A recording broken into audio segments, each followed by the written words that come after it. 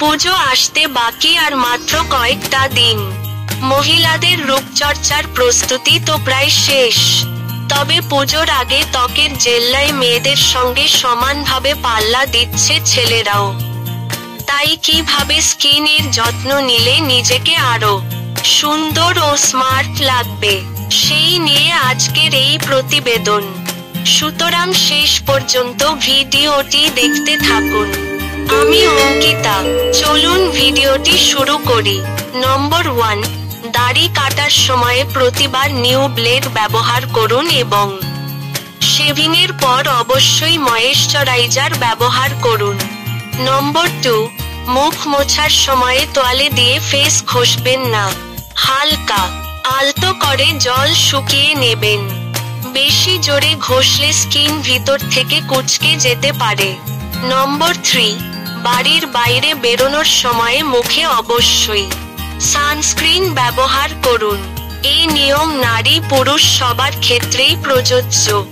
পুজোয় দাগ মুক্ত এবং সুন্দর মুখমণ্ডল পেতে চাইলে সানস্ক্রিন মাখা অবশ্যই দরকার।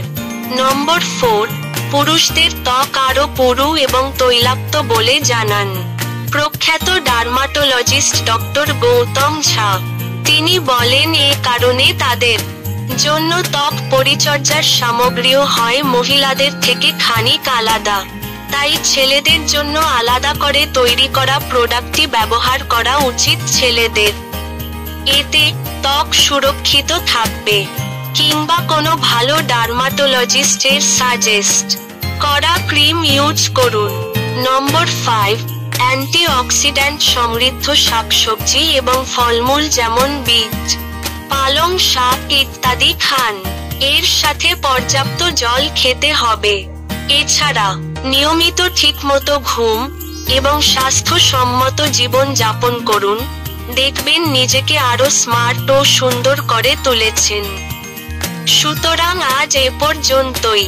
আবার নতুন কোনো ইনফরমেটিভ ভিডিও নিয়ে ফিরে আসছি।